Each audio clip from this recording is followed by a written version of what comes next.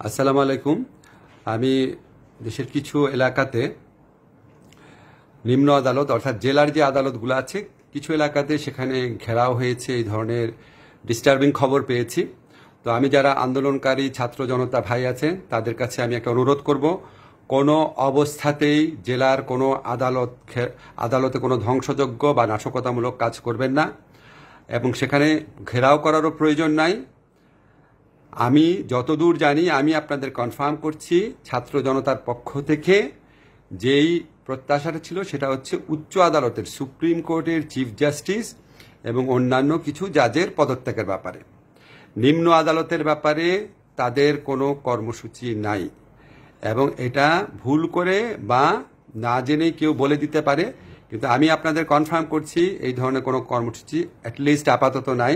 আপনারা কোনো অবস্থাতেই নিম্ন আদালতের কোনো রকম ক্ষতি করবেন না। এই সমস্ত এত কিছু এই পরিস্থিতির মধ্যেও তারা কাজ করে তারা আপনাদেরকে সেবা দেওয়ার চেষ্টা করছেন। অতীতে যে ভুল ভ্রান্তি কিছু জায়গায় হয়েছে সেটার থেকে তারা বের হয়ে আসবেন, এবং সেটা তারা আমি আপনাদেরকে আইন মন্ত্রণালয়ের দায়িত্বপ্রাপ্ত উপদেষ্টা হিসেবে বলছি, সেরকম নিশ্চয়তা তারা দিয়েছেন। এবং আপনারা যে কোনো মূল্যে আমাদের এই আদালত ব্যবস্থাকে, নিম্ন আদালতে যারা বিচারক আছেন তাদের নিরাপত্তার ব্যবস্থা করবেন, ভবনের নিরাপত্তার ব্যবস্থা করবেন।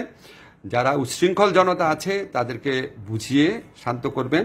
আপনারা প্লিজ আমার এই আহ্বান শুনবেন এবং সবাইকে এটা জানাবেন। ধন্যবাদ সবাইকে।